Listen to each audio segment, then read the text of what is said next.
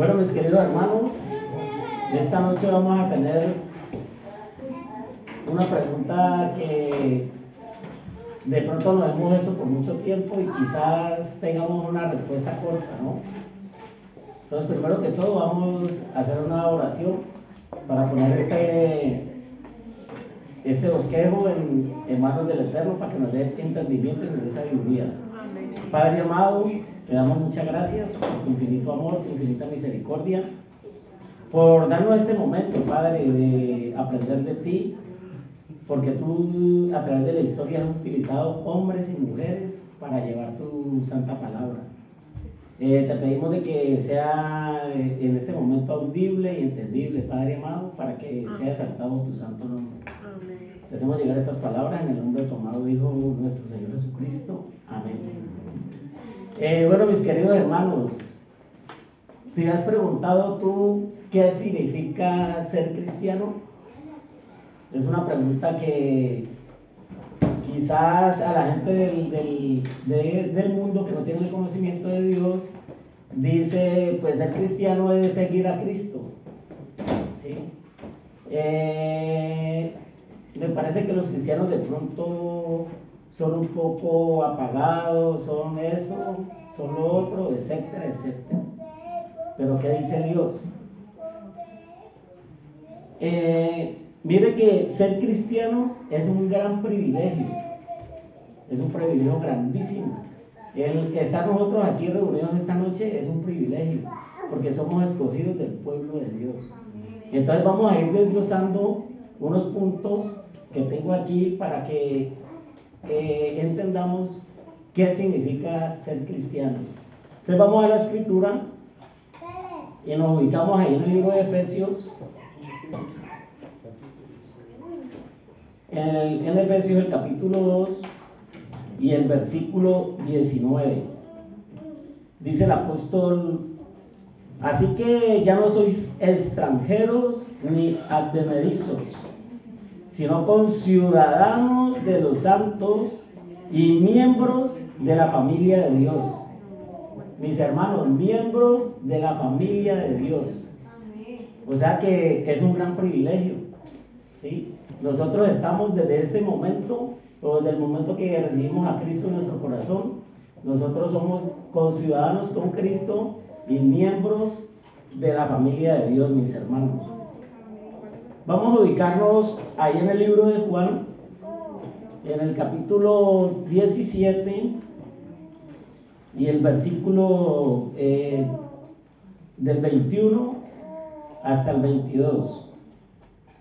Y aquí hay algo que nos dice nuestro Señor Jesucristo para que nosotros seamos lo que Él desea y lo que Él desea y lo que quiere que nosotros seamos. De pronto me disculpan si no me expreso bien.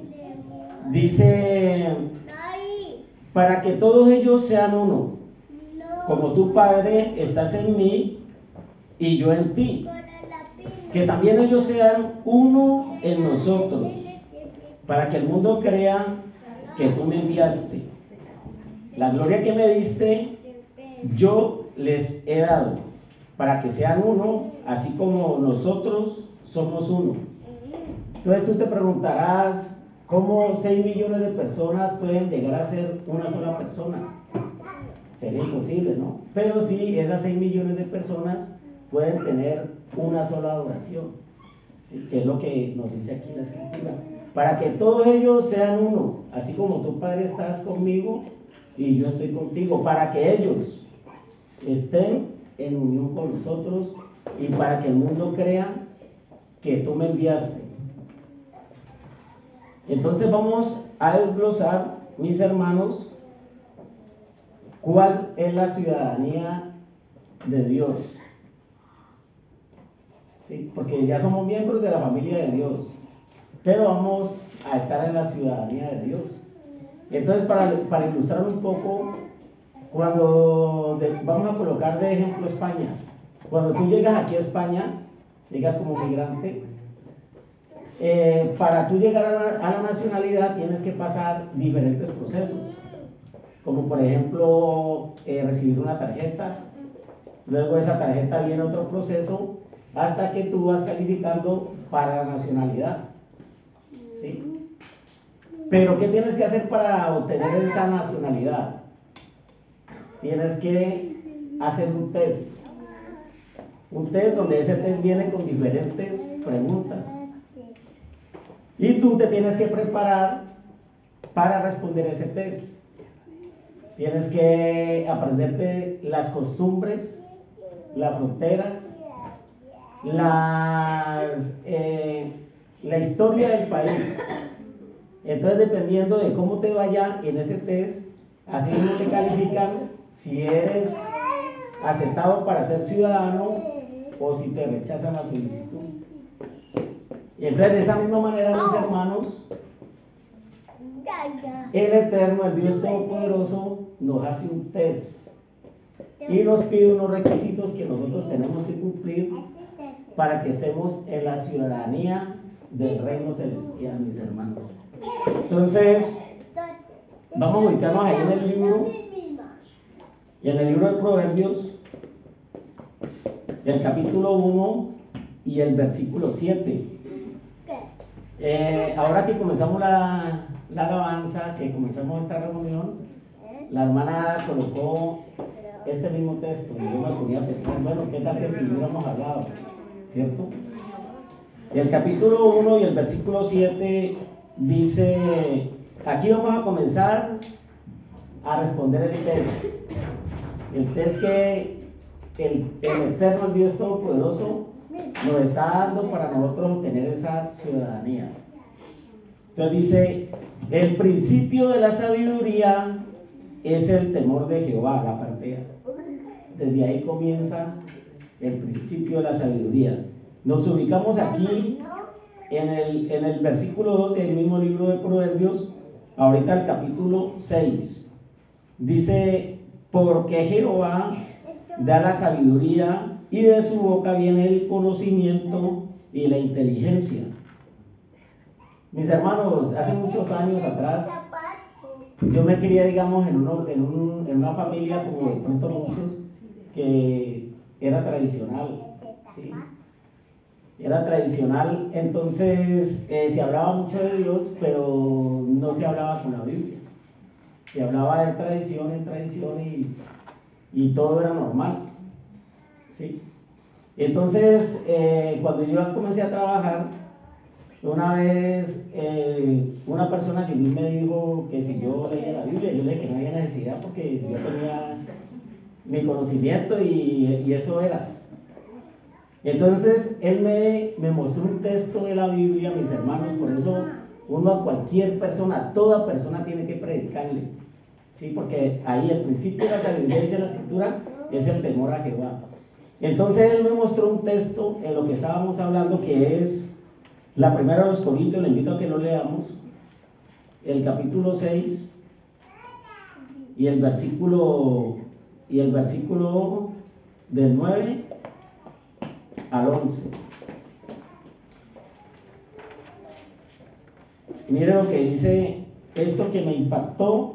O sea, yo pensé que yo hacía lo correcto, pero cuando el Eterno, el Dios Todopoderoso, me habló directamente, me dijo esto, me dijo, ¿no sabéis que los injustos no heredarán el reino de Dios?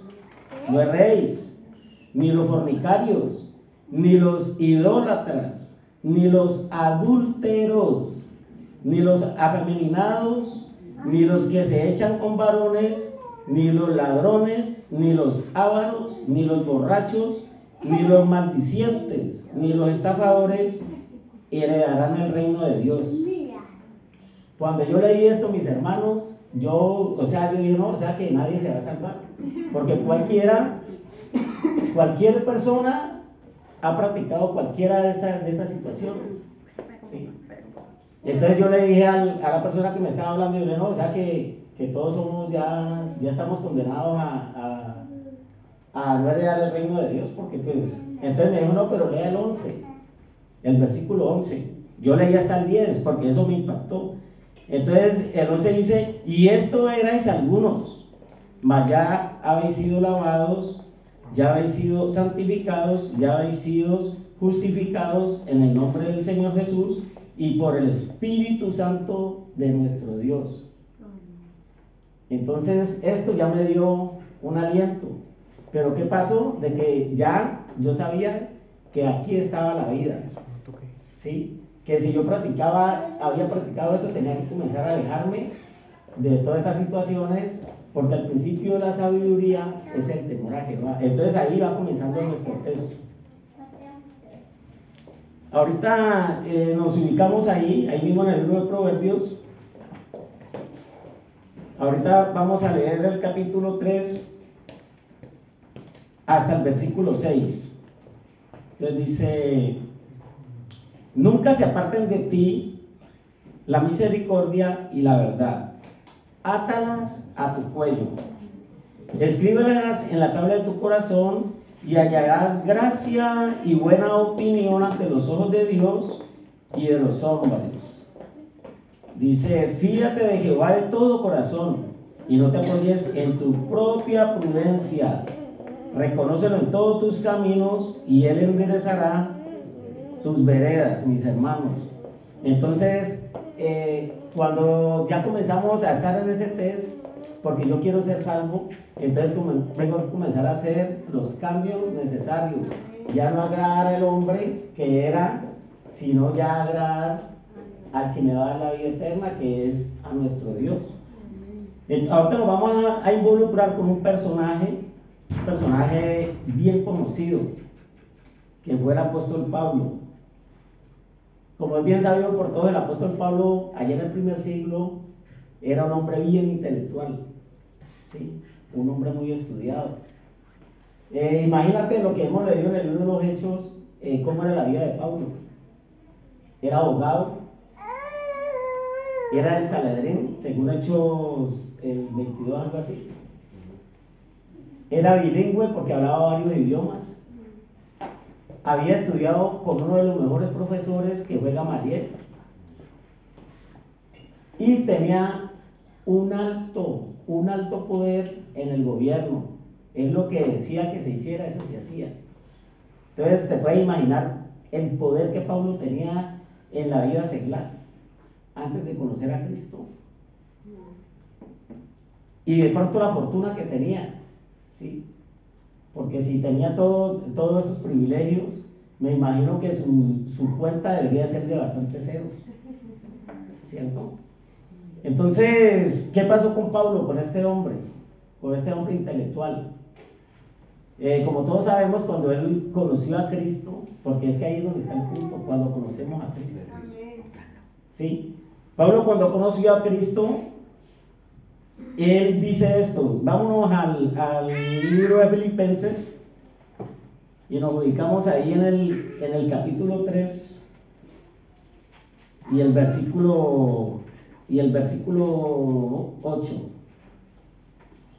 Dice Pablo: y ciertamente aún estimo todas las cosas como pérdida por la excelencia del conocimiento de Cristo Jesús, mi Señor, por amor del cual lo he perdido todo y lo tengo por basura para ganar a Cristo, mis hermanos. ¿Por qué? Porque sabemos de que todo lo que hay afuera, lo que nos ofrece el mundo, eso es pasajero. Yo nunca he llegado a ver un entierro con acarreo, dice en mi país. Acarreo es con un chivo, pues, cuando usted se muda, una mudanza. Sino que tú, cuando falleces, todo queda ahí. Mis hermanos, no es malo estudiar, ¿sí? No es malo, porque a todos nos gusta vivir bien. Entonces, pero no hay que colocar en primer lugar eso. El primer lugar se lo tenemos que dar a Dios, porque el mismo Pablo dice: considero todo eso, todo eso, como un montón de basura, porque él sabe que nada de eso le iba a dar la salvación, no iba a estar en el reino de Dios. ¿Ya? Entonces,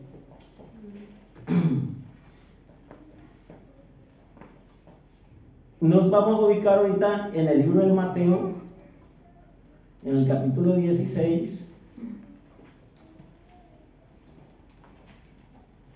y el versículo 26.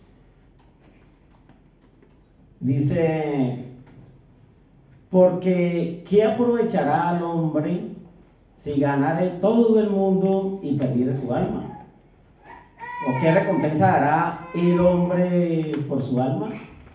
Es una pregunta que quizás esto lo leyó Pablo, por eso consideró todo como un montón de basura, porque la recompensa que nosotros tenemos es la vida eterna. ¿Sí? Lo seglar no nos va a dar vida eterna, nos va a dar una buena vida aquí todo, pero mientras estemos vivos. Pero después de que fallezcamos, ya todo se queda acá, mis hermanos. Ahorita nos ubicamos ahí en el libro de Santiago, el capítulo 1 y el versículo 5.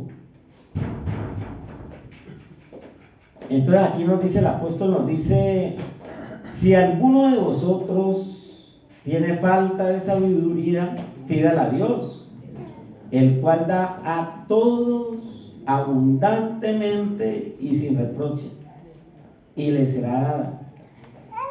Entonces, mis hermanos, esto va siendo parte del test, ¿sí? La sabiduría, que es lo principal. Uno de los principales, ¿no? Porque hay otro punto que nos enseñó Jesucristo, que sin amor no hay nada. Entonces, no podemos poner en primer lugar las cosas del mundo. Tenemos que poner en primer lugar las cosas de Dios para poder estar y para poder ser ciudadanos, porque ya somos ciudadanos, ¿no?, del reino de los cielos. Porque estamos aquí aprendiendo todos, porque estar aquí parado es un privilegio. Cuando uno pues, de pronto se equivoca, de pronto los nervios se le pueden ganar, porque no es fácil uno dirigirse al público. Pero igual todo lo hacemos por amor a Cristo. Amén. ¿Sí? Porque Él es el que nos para aquí y nos dice que hay que predicar, ¿cierto? Dijo, ir por todo el mundo y predicar el evangelio a toda clase de personas, porque Dios no tiene excepción de personas. Él a todos nos ha buscado y nos ha enseñado, ¿ya? Entonces nosotros no podemos ser seguidores de hombres, no, que es que fulano habla bonito, es que fulano no, porque ese fulano es enseñado por Dios, porque Él es el que da la sabiduría. ¿Sí? Entonces, ahorita nos vamos a ubicar en la primera de Juan, el capítulo, a mí me gusta mucho este texto, la primera de Juan, el capítulo 2 y los versículos del 15 al 17. ¿Muy bien? Bueno, dice, no améis al mundo ni las cosas que están en el mundo. Si alguno ama al mundo, el amor del Padre no está en él. Porque todo lo que hay en el mundo, los deseos de la carne, los deseos de los ojos y la vanagloria de la vida, no proviene del Padre, sino del mundo. Y el mundo pasa y sus deseos, pero el que hace la voluntad de Dios permanece para siempre. O sea, mis hermanos, desde ahí comienza nuestra ciudadanía. Somos miembros de la familia de Dios, porque nosotros le creemos lo que dice la Biblia. O sea, que el que hace la voluntad de Dios permanece para siempre, dice la Escritura. Entonces, mis hermanos, ahorita nos vamos a ubicar en el otro punto, que es el amor, que es algo bien duro para nosotros los seres humanos, el amor, amar al prójimo. Nosotros hacemos así, ¿no? ¿Sí saben? No, es que él, esto, pero con este dedo apuntamos para allá y con este nos estamos apuntando nosotros mismos. ¿Qué pasa con el amor? El amor que Dios nos da es verdadero, es un amor puro. Entonces Él sabe que nosotros somos imperfectos, ¿sí? Somos hechos de carne y por ley en nuestro corazón es perverso. Dice la Escritura que no hay nada más perverso que el corazón. Entonces siempre tenemos la facultad de juzgar. Eso es facilito, juzgar. Pero mi hermano, métase en los zapatos de esa persona que le está juzgando, Porque cada persona está cargado de algo. Cada persona que usted lo ve y lo puede ver ahí sentado tranquilo y todo, pero usted no sabe por qué situación está pasando esa persona. Y a nosotros se nos hace fácil siempre juzgar. Y juzgamos aquí, ¿no? Que es que esto, que lo otro. Pero no estamos o no sabemos. Y de pronto, cuando por allá nos damos cuenta qué situación estaba pasando esa persona, hasta nos da pena mirar en la cara porque lo estamos juzgando. O sea, nos volvemos jueces. ¿Ya? Entonces vamos a ver qué nos dice la escritura sobre el amor. Ubiquémonos ahí en la primera de Juan. En la primera de Juan, el capítulo 4 y el versículo 8. Dice: el que no ama no ha conocido a Dios, porque Dios es amor. Cortico. Si nosotros no amamos a nuestro hermano que lo estamos viendo aquí, que lo estamos palpando, que lo estamos viendo físicamente, ¿cómo vamos a amar a Dios que no lo vemos? ¿Sí? Porque la escritura dice que Dios es un espíritu y el que se acerca a Dios lo tiene que amar en espíritu y en verdad. En espíritu, por fe. ¿Sí? Entonces, si nosotros no amamos a nuestro hermano que lo tenemos aquí, lo podemos palpar. Y no tiene que ser un amor hipócrita, sino que tiene que ser un amor genuino, porque la escritura dice que el que no ama no llega a conocer a Dios, porque Dios es amor. Entonces muchas veces nosotros, no, que es que yo con esa persona no me cae mal, no me lo, ¿sí? Son expresiones nuestras y son innatas, ¿cierto? Si lo veo, no lo quiero ni mirar que se lo trague la tierra, ¿sí? Son expresiones nuestras, mis hermanos. Entonces, si nosotros no amamos a esa persona que tenemos aquí, que a veces llega una persona y la vemos afligida y todo, no, que es que esa persona, si nos da la oportunidad de abordarlo y todo, con amor, no para juzgarlo, sino con amor, porque eso hizo nuestro Señor Jesucristo con nosotros, nos rescató y allá de ese fango donde nos ha sacado, ¿con qué? Con amor. Dice la escritura que nos trajo con lazos de amor. Bueno, mis hermanos, entonces vamos a ubicarnos aquí en Juan, el capítulo 3 y el versículo 16, que ahí nos sigue hablando del amor.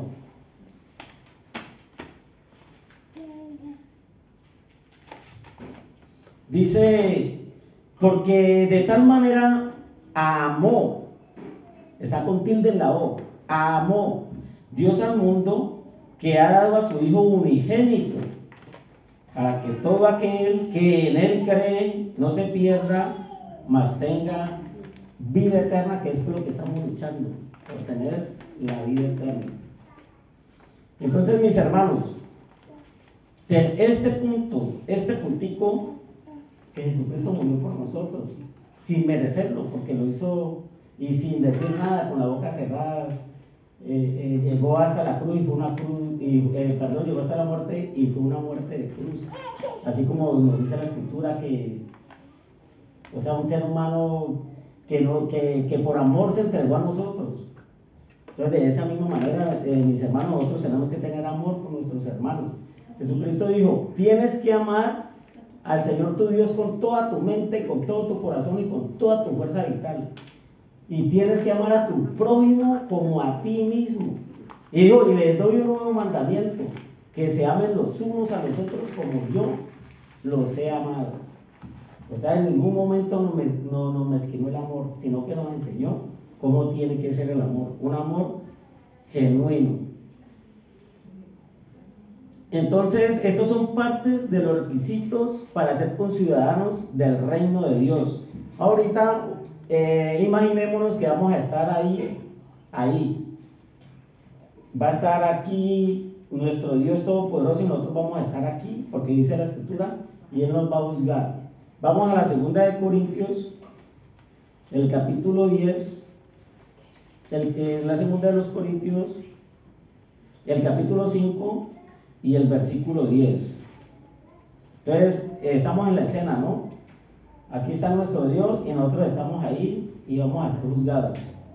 A ver si calificamos para la ciudadanía del reino de los cielos. Entonces dice porque es necesario que todos nosotros comparezcamos ante el tribunal de Cristo, para que cada uno reciba según lo que haya hecho mientras estaba en el cuerpo, sea bueno o sea malo, mis hermanos. Eso nos dice el apóstol que va a pasar. ¿Ya? Cada uno de nosotros vamos a estar allí ante el tribunal de Cristo.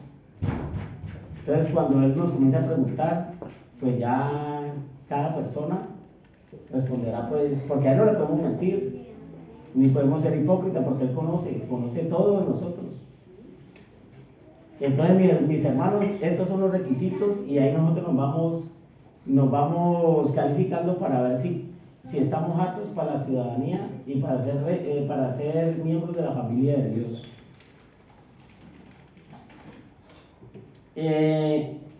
Ahí en la segunda de Pedro, me acompañan allí, la segunda de Pedro, el capítulo 2 y el versículo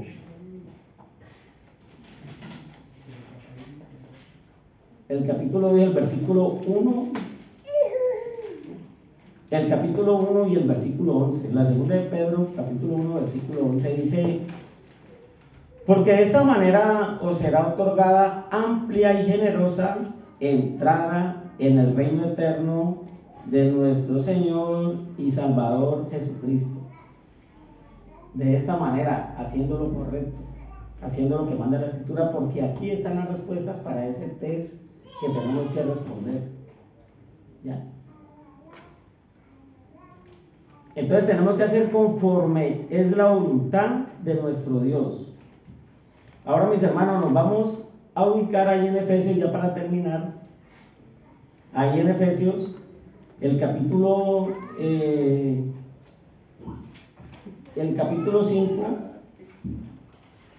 y el versículo del 15 al 17. Dice el apóstol: mirad pues con diligencia cómo andéis, no como necios, sino como sabios, aprovechando bien el tiempo, porque los días son malos. Por tanto, no seáis insensatos, sino entendidos del cual sea la voluntad del Señor. Nos dice que caminemos con decencia, y no como insensatos ni como necios, sino buscando siempre la dirección de nuestro Dios. Entonces, mis hermanos, este tema fue el que nos tenía preparado el Dios Todopoderoso para tener la ciudadanía de Dios. ¿Ya? Dice el primer texto que leímos que el principio de la sabiduría es el temor a Jehová, o el temor al Señor. Entonces, nos animamos entre todos a que caminemos como sabios, porque tenemos el privilegio de ser cristianos y estar en la ciudadanía de Dios. Esa es la respuesta, ¿no? La respuesta a qué significa ser cristianos. O sea, que vamos a estar en la ciudadanía de Dios. Muchas gracias.